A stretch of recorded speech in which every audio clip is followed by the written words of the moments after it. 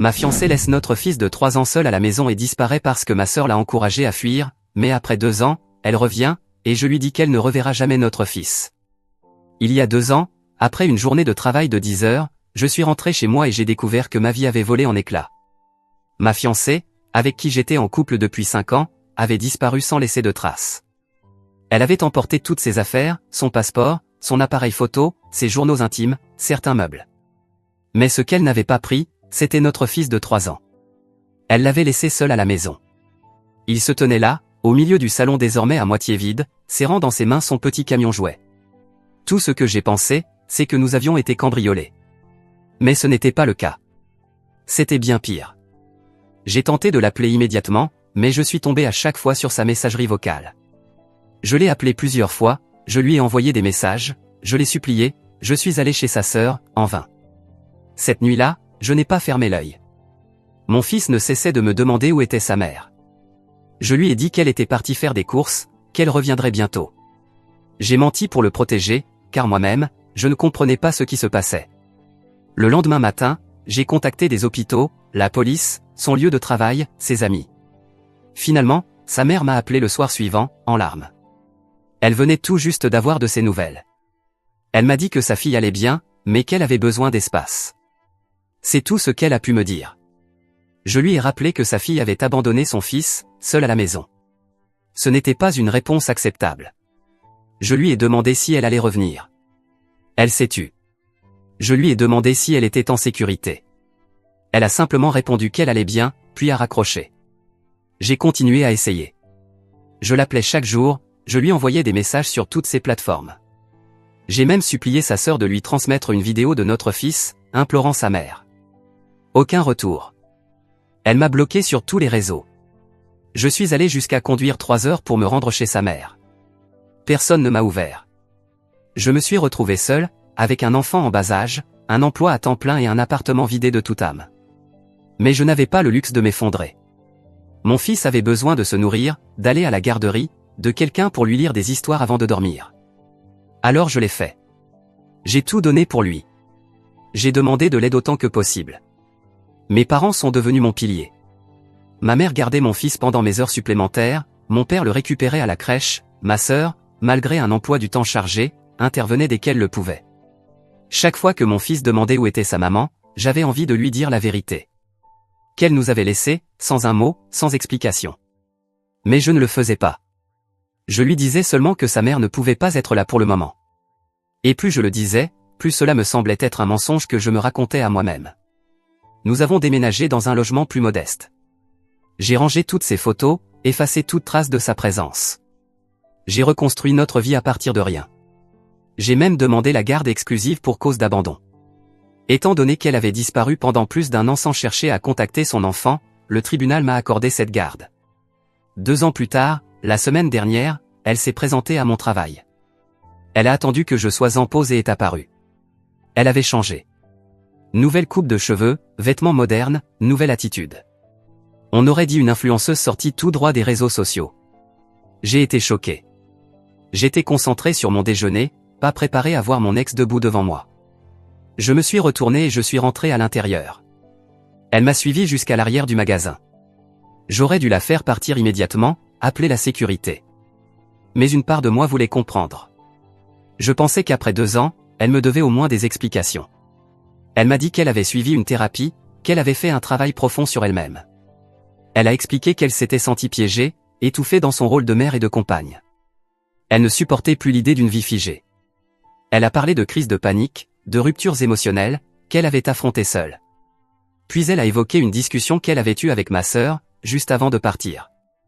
Une sœur à qui j'ai confié la vie de mon fils. Selon elle, c'est ma sœur qui l'a encouragée à partir, lui disant qu'elle était trop jeune pour rester prisonnière, qu'elle pouvait encore recommencer sa vie, que les sentiments changent, que cela arrivait à tout le monde. Ces mots ont suffi à la convaincre. En entendant cela, je suis parti sans un mot. Elle a tenté de me retenir, mais je ne me suis pas retourné. J'ai été droit voir mon responsable et je lui ai demandé de ne jamais la laisser revenir dans le magasin. Le soir même, j'ai tout raconté à mes parents. Mon père était furieux, ma mère en pleurs. Elle considérait autrefois mon ex comme une seconde fille. C'était fini. Mon père a juré que si elle s'approchait de notre fils, il appellerait la police. Ma mère a approuvé. Je n'ai pas encore confronté ma sœur. J'en ai l'intention, mais je veux d'abord retrouver mon calme. Je ne sais pas ce qui est vrai. Je refuse de croire qu'elle aurait pu pousser quelqu'un à abandonner son enfant. Peut-être est-ce un mensonge de mon ex. Mais je ne peux pas faire comme si cela n'avait jamais été dit. Depuis, mon ex m'envoie des messages sans relâche. De longs textes où elle dit vouloir reconstruire notre relation. Elle insiste sur le fait que notre fils a besoin d'une mère, alors qu'elle ne semblait pas s'en soucier lorsqu'elle l'a abandonné. Ces messages ne parlent que d'elle, jamais d'excuses, seulement de ce qu'elle veut.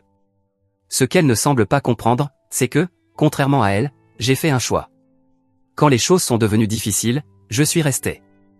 J'ai assumé mon rôle de père. Je n'ai pas laissé mon fils seul dans une maison vide. J'ai lutté chaque jour pour lui. Elle pense maintenant pouvoir frapper à la porte et que je vais lui ouvrir les bras? Comme si c'était son droit. Ce ne l'est pas. Elle ne fera plus jamais partie de cette famille. Pas après ce qu'elle a fait. Et si elle pense que je vais céder, même un centimètre de mes droits parentaux sans livrer bataille, elle se trompe lourdement. Je ne sais pas ce qu'elle espérait. Que je lui dise, quelle joie que tu sois revenu? Que je l'accueille à bras ouverts? Ce qu'elle a fait est si grave que cela pourrait justifier une plainte. Je n'ai pas de preuve matérielle de l'abandon de notre fils, mais cela pourrait changer si je réponds à ces messages. Pour l'instant, j'ai besoin de me calmer, d'observer comment les choses évoluent. Mise à jour 1. Beaucoup m'ont dit de ne même pas lui accorder une seconde d'attention, ce qui, en ce moment, est essentiellement mon plan. D'autres m'ont conseillé de contacter immédiatement un avocat, ce que j'ai déjà fait.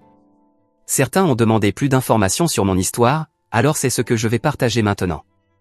J'ai confronté ma sœur le lendemain matin de la publication de mon message. Je ne l'ai pas prévenue, je ne lui ai pas envoyé de message pour lui dire que j'allais passer. Je me suis simplement présenté chez elle pendant que mon fils était à la garderie. J'ai frappé à sa porte, comme je l'aurais fait si tout était normal, juste pour voir si elle allait se troubler. Elle n'avait pas l'air coupable, ce qui me laisse penser qu'elle ne connaissait pas tous les détails de ce qui s'était passé. Cela a changé très vite. Je lui ai demandé directement, « As-tu dit à mon ex de me quitter ?» Elle a feint la confusion, « De quoi parles-tu ?» Je suis resté là à la fixer jusqu'à ce qu'elle détourne le regard. C'est à ce moment-là que les fissures ont commencé à apparaître. Elle m'a invité à entrer et à tenter d'agir comme si tout était normal. Finalement, elle a admis qu'elles avaient eu une conversation quelques semaines avant le départ de mon ex. Elles avaient échangé des messages à propos de la vie, de la pression liée à la parentalité et du stress du mariage. Ma sœur a prétendu que ce n'était rien de sérieux, juste une discussion entre filles. Mais ensuite, elle a ajouté ceci, je lui ai dit que si j'étais à sa place, je serais probablement parti avant de me marier. Je jure que l'entendre dire cela à voix haute m'a donné envie de briser sa table basse, qui est d'ailleurs un meuble de designer. Je lui ai demandé si elle savait que mon ex prévoyait de partir. Elle m'a dit que non. Je lui ai demandé si elle avait réfléchi à l'impact que pouvaient avoir ses paroles, en disant à quelqu'un qui était déjà au bord d'abandonner son enfant et son compagnon, qu'elle aussi partirait. Elle s'est mise sur la défensive. Elle a dit qu'elle ne pensait pas que cela irait aussi loin, qu'elle avait simplement été honnête, que mon ex était déjà dans cet état d'esprit et cherchait des excuses. Ma sœur insiste sur le fait qu'elle ne lui a jamais dit d'abandonner notre fils. Mais pour moi, il n'y a aucune justification possible. J'ai l'impression qu'elle m'a planté le plus grand couteau qu'elle a pu trouver dans le dos. Elle m'a laissé souffrir pendant 2 ans sans jamais mentionner cette conversation. Elle est restée silencieuse, comme si cela n'avait pas d'importance. Elle a tenté de se justifier en disant qu'elle ne pensait pas que cela aurait de l'importance une fois que mon ex serait parti. Je lui ai répondu que cela ne changeait rien, et que je ne voulais plus la voir pendant un long moment. Pas par rancune, mais parce que j'étais en colère qu'elle m'ait si bêtement caché cela. Elle s'est excusée, elle a pleuré, et moi, je ne l'ai pas consolée. Je suis simplement parti. La partie suivante pourrait donner l'impression que je suis froid, mais je dois le dire clairement, je ne lui pardonne pas. Voici l'autre partie de la mise à jour. Hier après-midi, mon ex est venu chez moi. Mon fils était à la maison, il dormait, Dieu merci. J'ai ouvert la porte juste assez pour qu'elle ne puisse pas voir l'intérieur. Elle m'a regardé dans les yeux et a tenté de passer comme si sa place était toujours ici. J'ai placé mon pied dans l'ouverture et je lui ai dit, ne fais pas ça. Elle s'est arrêtée, puis elle a commencé une crise émotionnelle. Elle a dit qu'elle voulait juste voir notre fils, qu'il lui manquait, qu'elle ne pouvait pas arrêter de penser à nous. Je lui ai répondu, impassible, que se présenter ainsi était totalement inapproprié. Elle a dit qu'elle n'avait personne d'autre vers qui se tourner, qu'elle avait suivi une thérapie, qu'elle avait un emploi stable, et qu'elle voulait reconstruire notre relation. Je lui ai demandé où était cette énergie il y a 2 ans. Elle a baissé les yeux et m'a dit qu'elle avait l'impression de ne plus mériter d'être mère après ce qu'elle avait fait. Et je suis d'accord avec cela. Elle a ajouté que me voir élever notre fils seul la faisait se sentir minuscule, coupable et honteuse. Mais la culpabilité n'efface pas les blessures. La culpabilité ne nourrit pas un enfant. Elle ne le réconforte pas lorsqu'il a peur, ne l'emmène pas à l'hôpital lorsqu'il a de la fièvre. C'est moi qui ai tout fait, seul. Elle n'a même pas envoyé une carte. Et maintenant, elle réclame une garde partagée. Soyons clairs, cela n'arrivera pas. Je lui ai dit que nous n'aurions plus de conversation personnelle. Si elle souhaite demander une garde, elle peut le faire par la voie légale. Elle a commencé à pleurer encore plus fort, me demandant comment je pouvais être aussi froid. Je lui ai dit que c'est ce qui arrive lorsqu'on abandonne son enfant et qu'on disparaît pendant 2 ans. Les actions ont des conséquences, et elle ne peut pas simplement réapparaître et tout reprendre comme si de rien n'était. J'ai fermé la porte devant son visage. Avant de la fermer complètement, je lui ai dit de quitter mon perron et de ne plus jamais revenir, sinon j'appellerai la police. C'était évidemment une menace vide, mais je ne voulais pas qu'elle réveille mon fils. Ce matin, j'ai appelé un avocat. Il était calme, et franchement plus optimiste que ce à quoi je m'attendais. Il m'a dit que j'avais un dossier solide si elle décidait de porter l'affaire devant la justice. Il a expliqué que l'abandon de plus de 730 jours était un argument décisif, et que même si elle engageait une procédure, il y avait de fortes chances que le tribunal se range de mon côté, à moins qu'elle ne prouve un effort constant, un changement réel et une stabilité durable, ce qu'elle n'a pas démontré. Il m'a conseillé de ne plus lui répondre directement, de tout documenter ou les messages, les appels, les visites et de conserver ses preuves, car cela est parfaitement légal si l'affaire évolue dans ce sens. Je suis ce conseil à la lettre. Puis une autre surprise est arrivée. Ma mère m'a révélé que mon ex ne s'était pas d'abord adressé à moi. Il y a 2 semaines, elle l'a contacté pour lui demander si elle pensait que ce serait une bonne idée de me surprendre et de réunir la famille. Elle lui a même demandé si je fréquentais quelqu'un, comme si nous étions dans un film romantique où elle pourrait apparaître à l'improviste et reprendre là où elle s'était arrêtée. Ma mère l'a rejeté fermement. Elle lui a dit qu'elle n'était pas la bienvenue, que j'avais tourné la page, que j'allais bien sans elle, qu'elle avait été une mère irresponsable et qu'elle avait brisé le cœur fragile de son petit-fils. Ce n'est qu'après cela qu'elle est venue me voir. Ma mère lui a dit de rester loin de moi et de son petit-fils. Alors, permettez-moi de dire ceci, je ne crois plus un mot qui sort de sa bouche. Elle a cru que le temps s'était arrêté. Elle a cru que je l'attendrais. Mais non, je ne l'attendais pas. Mise à jour 2. Eh bien, elle a déposé une demande de droit de visite il y a 2 jours. Un coursier est apparu à ma porte pendant que je préparais mon fils pour la garderie. J'ai ouvert, et j'ai immédiatement su qu'il ne s'agissait pas d'un simple colis. Il m'a tendu une enveloppe et m'a dit « Vous êtes officiellement notifié ». J'avais déjà le pressentiment qu'elle tenterait quelque chose, surtout après s'être présentée chez moi en pleurant pour voir notre fils. Elle cherche désormais à obtenir des droits légaux sur un enfant qu'elle a abandonné pendant plus de 2 ans. Elle demande, pour commencer, des visites supervisées, ce qui pourrait sembler raisonnable à quiconque ne connaît pas toute l'histoire. Mais dans sa requête, elle a inclus une véritable plaidoirie pathétique, expliquant comment elle avait lutté contre une dépression postpartum, à quel point elle s'était sentie impuissante, et que son départ était dû à sa santé mentale, non pas à une volonté d'abandonner son fils. Rien de tout cela ne correspond à la réalité. Premièrement, elle est partie quand notre fils avait 3 ans, ce n'était pas un nourrisson. Deuxièmement, il n'y a jamais eu d'hospitalisation, aucun diagnostic, aucune demande d'aide, ni appel à mes parents, ni message à des amis, ni même de recherche de soutien en ligne. Elle est tout simplement partie, a disparu, puis a ignoré tout le monde, moi, notre fils, sa propre famille. J'ai immédiatement appelé mon avocat et lui ai transmis tous les documents, la demande, la lettre jointe, les captures d'écran de nos échanges ou plutôt de leur absence ainsi que les publications Facebook qu'elle a faites depuis qu'elle m'a débloqué. Il est catégorique. D'après ses mots, c'est de l'abandon, point final. Il m'a expliqué que dans notre état, 2 années complètes sans contact qualifient automatiquement comme un abandon parental, en particulier lorsqu'il n'y a ni pension alimentaire, ni tentative d'approche légale, ni circonstances atténuantes comme une hospitalisation ou une incarcération. Elle ne peut pas simplement revenir dans la vie de notre fils parce qu'elle se sent soudainement de nouveau mère. Mais là où les choses deviennent réellement tordues, c'est qu'elle ne fait pas tout cela seule. Mon avocat m'a signalé qu'un autre nom figurait sur les documents légaux, celui de son fiancé. Apparemment, c'est lui qui finance toute cette procédure. Et il ne se contente pas de payer. Il travaille comme assistant juridique dans un cabinet spécialisé en droit de la famille. Oui, l'homme avec qui elle s'est fiancée l'année dernière, celui-là même. Je ne comprends pas pourquoi elle posait des questions sur ma vie sentimentale ou sur mes sentiments, alors qu'elle était déjà engagée auprès d'un autre homme. De la manipulation, encore et toujours. Et ce type m'a envoyé un message. Il a eu l'audace de m'écrire un long discours condescendant via Facebook, que j'ai ensuite supprimé avant de le bloquer. Il me disait qu'il respectait ma position de père ayant la garde, mais qu'il pensait que ma rançure obscurcissait mon jugement. Il affirmait que mon ex méritait une voie vers la rédemption, et que notre fils avait le droit de connaître sa mère biologique. Eh bien non. Mon fils a le droit d'être en sécurité, d'être heureux, d'être aimé et, surtout, de ne pas être abandonné. Voilà quels sont ses droits. Et cela n'inclut pas d'être utilisé comme un levier émotionnel par une femme qui est partie sans un mot, et qui maintenant, veut reprendre sa vie comme si de rien n'était, simplement parce que son nouveau compagnon l'encourage à se battre pour ce qui lui revient. Je n'ai pas répondu parce que je sais exactement ce que ces gens essaient de faire. Ils cherchent à me provoquer. Ils espèrent que je vais réagir violemment par message, laisser une trace écrite qu'ils pourront utiliser devant le tribunal pour me faire passer pour quelqu'un d'instable ou d'irresponsable. Je ne tomberai pas dans leur piège. Nous faisons tout dans les règles. Aucun contact direct, tout est documenté. Mon avocat constitue un dossier complet, relevé de messages, chronologie des absences, témoignages. Mes parents sont prêts à témoigner.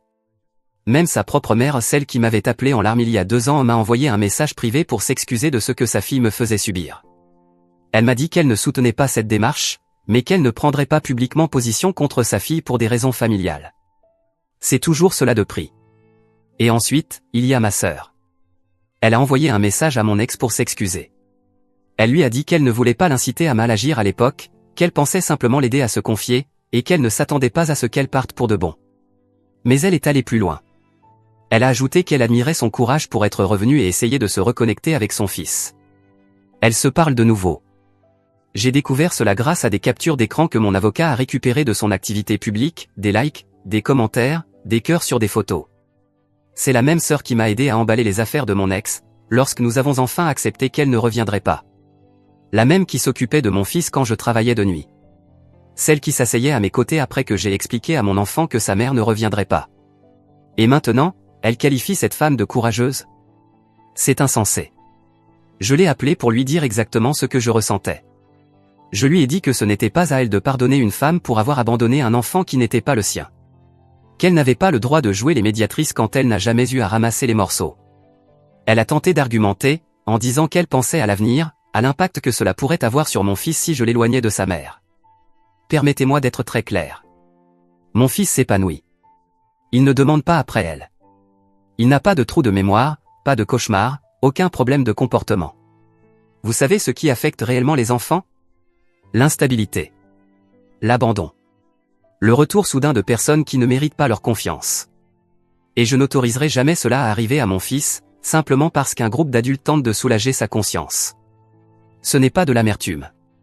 Ce sont des limites. Et la différence est capitale. La semaine prochaine, nous avons notre première séance de médiation. Mon avocat pense qu'elle viendra avec toute l'histoire de la pauvre victime, probablement avec des photos, peut-être des lettres, sans doute une version du type « J'étais brisé, mais je suis guéri maintenant ». Tout cela fait partie de sa stratégie. Elle essaie de créer l'illusion d'un effort sincère. Mais nous avons le véritable historique. Un juge ne sera pas impressionné par des publications Facebook remplies de faux regrets. Ce qui comptera, ce sont les actes. Et il est curieux de constater qu'elle n'en a eu aucun pendant plus de 700 jours. Mise à jour 3. Aujourd'hui a eu lieu l'audience, ou plutôt la séance de médiation.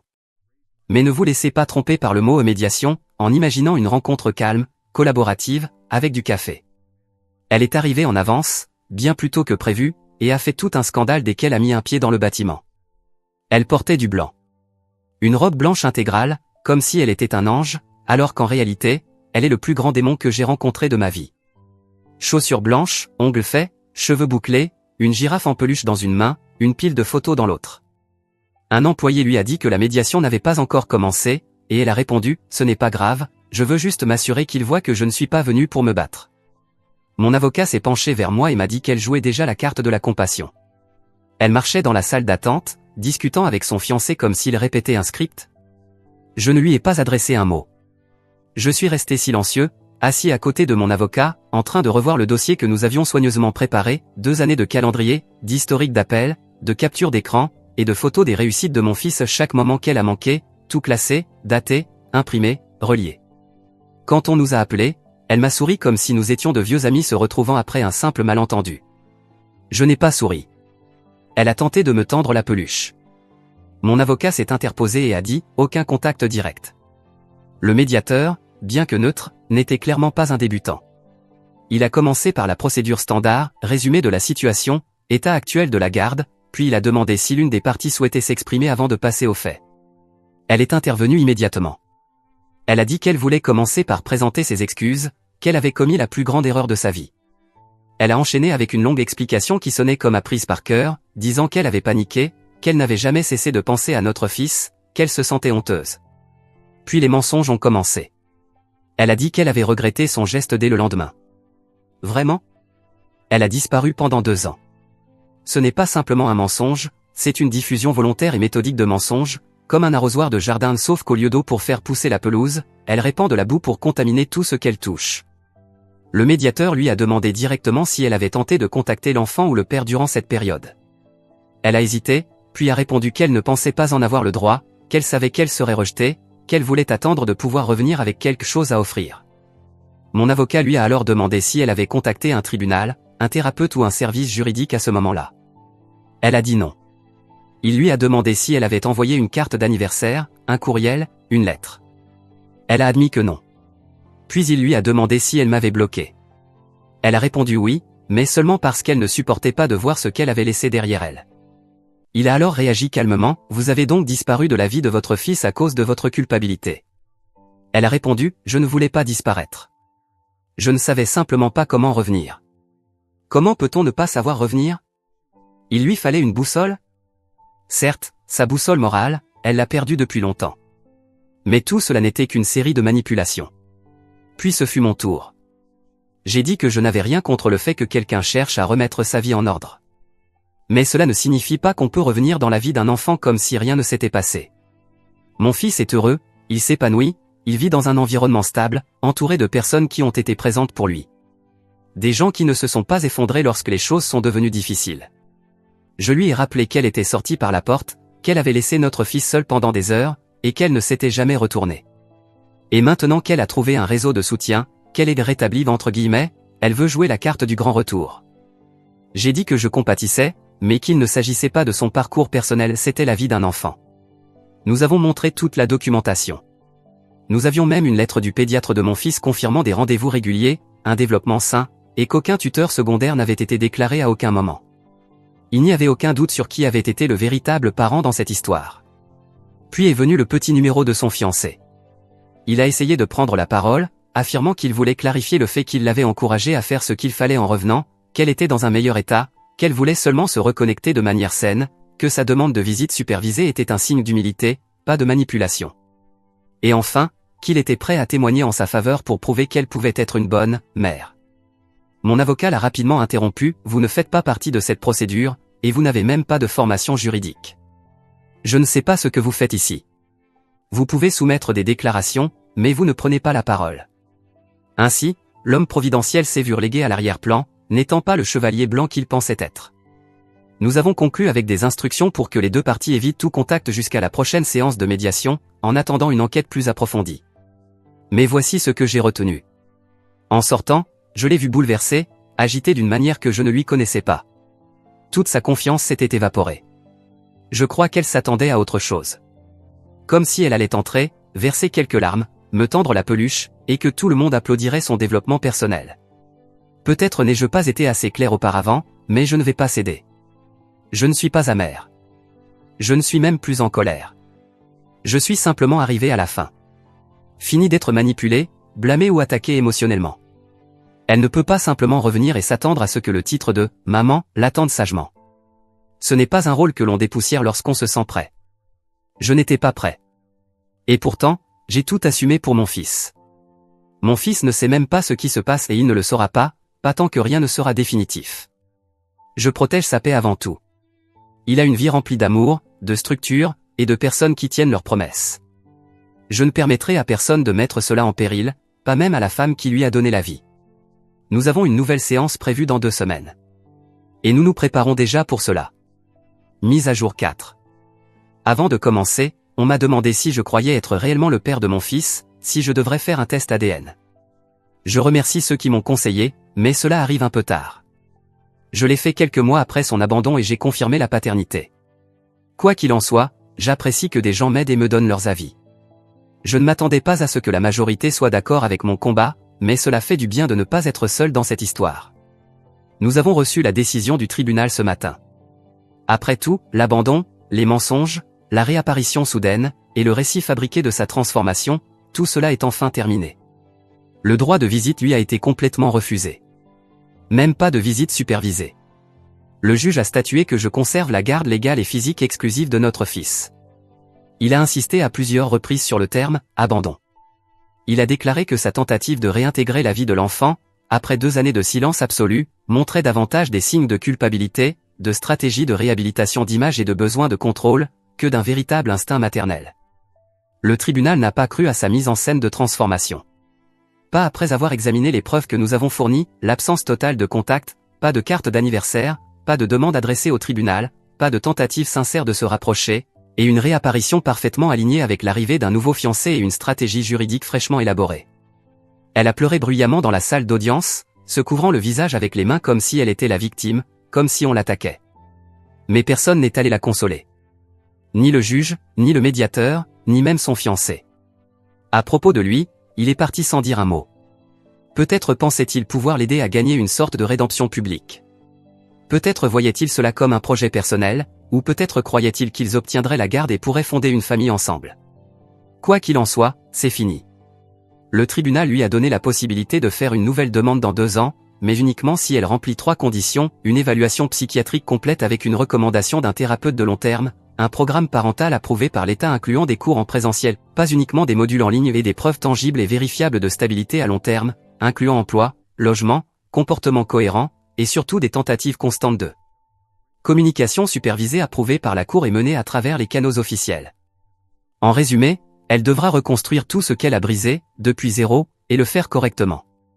Je suis sorti de cette salle d'audience avec le sentiment que je pouvais enfin respirer. Aujourd'hui, mon fils était à la garderie, riant, jouant, vivant sa vie. Et maintenant, je sais qu'il est protégé légalement, émotionnellement et physiquement contre tout délire qu'elle aurait pu nourrir pour forcer son retour. Mais apparemment, pour elle, ce n'était pas la fin. Le soir même, elle est venue chez moi, encore une fois. Elle a frappé à la porte, juste après 21h. Je n'attendais personne. Quand j'ai regardé par le Judas et que je l'ai vue là, j'ai ressenti un malaise physique. Elle se tenait sur le perron, tenant cette même peluche qu'elle avait apportée à la médiation à celle qu'elle avait tenté de donner à mon fils, comme si cela pouvait effacer 2 années d'abandon. Je n'ai pas ouvert. J'ai simplement éteint les lumières de l'entrée et j'ai attendu. Elle est restée là, 2 heures, assise sur le perron, dans le froid. Quand j'ai vérifié plus tard, elle était partie. Mais elle avait laissé une note collée à la porte.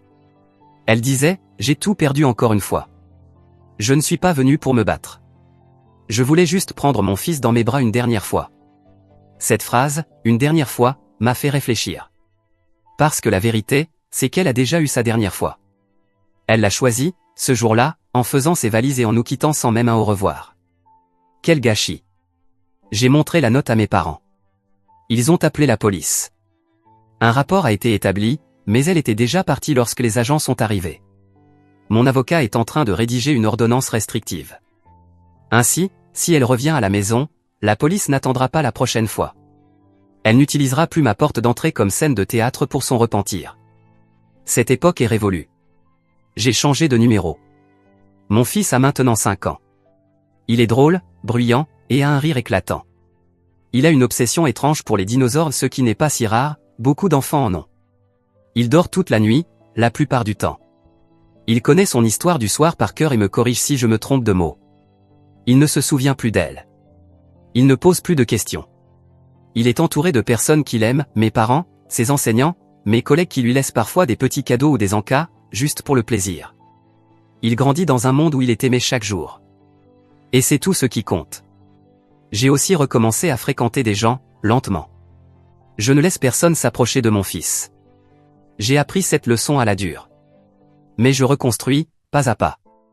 Je ne sais pas à quoi ressemble sa vie aujourd'hui. Je m'en fiche qu'elle reste avec son fiancé, qu'elle finisse seule, ou qu'elle publie des messages sur Facebook à propos de sa douleur. Cela ne m'atteint pas. Nous allons bien. Quant à ma plainte contre elle pour avoir laissé notre fils seul, je n'ai jamais eu la moindre confession. Ce sera ma parole contre la sienne. Mais cela ne s'arrête pas là. Mon avocat travaille toujours, et l'étape suivante est une action en justice pour abandon, suivie d'une demande de pension alimentaire rétroactive. Ce qu'elle paiera à l'avenir, je n'en ai pas besoin. Mais je ne peux pas non plus fermer les yeux sur ce qu'elle a fait. Une partie de moi aurait préféré qu'elle reste loin. On dirait qu'elle ne cherche qu'à faire du mal. Comme si ce qu'elle avait fait il y a 2 ans ne lui suffisait pas. Mise à jour 5. Pendant tout ce temps, j'ai hésité à faire de petites mises à jour, à les publier en commentaire ou via des modifications, ou bien à attendre d'avoir une vraie fin, une sorte de conclusion, à appeler cela comme vous voulez, avant de revenir poster ici. Et finalement, c'est cette dernière option qui l'a emporté. Alors voilà tout ce que j'ai voulu écrire depuis un moment et que je n'ai pas fait jusque-là.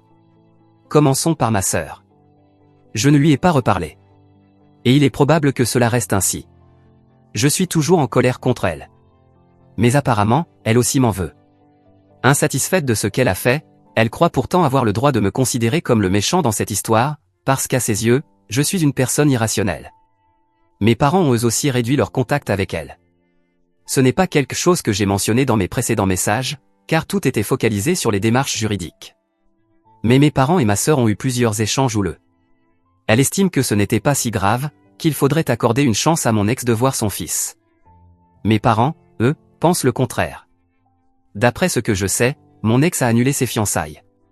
Mais je ne sais pas qui a rompu avec qui. Je le sais parce que ma sœur en a parlé à nos parents, apparemment pour faire passer mon ex pour une victime, en mode, la vie lui tombe dessus à cause de mon entêtement. Parce que maintenant, non seulement elle ne peut plus voir son fils, mais en plus, elle a perdu son compagnon. Eh bien, chère sœur, cela ne me touche pas. La prochaine fois, si tu veux t'en venir en aide à une « victime », entre guillemets, essaie au moins de ne pas lui donner un conseil qui ruine sa vie. Un conseil un peu plus maternel aurait probablement mieux servi. Cela t'aurait aussi évité que nos parents te retirent de leur héritage. Nous avons terminé le procès, et le résultat est aussi positif qu'il pouvait l'être. Ce n'est pas que je me réjouisse de « gagner ». Cet argent ne changera rien dans ma vie. Mais je n'allais pas non plus laisser une femme manipulatrice, menteuse, et capable d'abandonner son enfant, revenir en agissant uniquement sur la base de ses sentiments personnels, sans sortir à si bon compte. Je sais que certains me verront comme le méchant. C'était déjà le cas dans ma mise à jour précédente. À ces personnes, je pose la question, pensez-vous vraiment qu'elle voulait être mère aujourd'hui? Elle a encore la possibilité de faire les choses correctement, en passant par les voies légales. L'a-t-elle fait? Absolument pas. Elle ne s'est jamais souciée de son enfant. Elle s'est simplement réveillée un jour en se disant que sa vie manquait d'un enfant. Et elle s'est rappelé qu'elle en avait un. Rien de ce qu'elle a fait n'était motivé par l'amour ou l'intérêt de l'enfant. Tout était dicté par ses désirs personnels et égoïstes. Elle était égoïste à l'époque, elle l'est encore aujourd'hui. Et rien de ce que l'on pourra dire pour la défendre, pour redorer son image, ou même pour retourner la situation et me faire passer pour le coupable, ne changera cette réalité. Mais je ne vais pas non plus suivre les conseils les plus extrêmes et mesquins. Par exemple, forcer mon fils à appeler ma compagne, maman. Il l'a rencontrée, ils s'entendent bien, et je veille à cela. Car il est essentiel que mon fils accepte ma compagne à son rythme. Mais il y a une grande différence entre favoriser cette relation et l'imposer. Mon objectif a toujours été de protéger mon fils, pas de me venger ou de me satisfaire personnellement en pensant qu'il l'a déjà oublié. Oui, il ne se souvient quasiment plus d'elle. Donc cela ne change rien. Et oui, j'ai déjà parlé avec lui de sa mère. Cela ne lui a pas fait grand-chose. Je ne sais pas si c'est parce qu'il n'a pas encore l'âge de tout comprendre, et qu'il posera plus de questions plus tard, ou s'il ne s'en soucie tout simplement pas. Mon ex pourra toujours essayer de revenir. Elle pourra le faire en 2026, quand les 2 années seront écoulées. Si elle le fait ou non, cela reste à voir. Tout comme la possibilité que je vous tienne au courant ou non. Rien n'a changé depuis. Et rien ne semble vouloir changer. Donc le résultat, le moment venu, ressemblera sûrement beaucoup à ce que j'ai déjà raconté dans ma précédente publication. Si c'est le cas, et que vous ne recevez plus de nouvelles de moi après ceci, alors considérez cela comme mon message d'adieu, et mes remerciements pour m'avoir lu pendant toutes ces semaines. Vous ne pouvez pas imaginer à quel point cela m'a aidé, même si nous ne nous voyons pas en face à face. Le simple fait que vous soyez là, à m'écouter, a été un vrai soutien.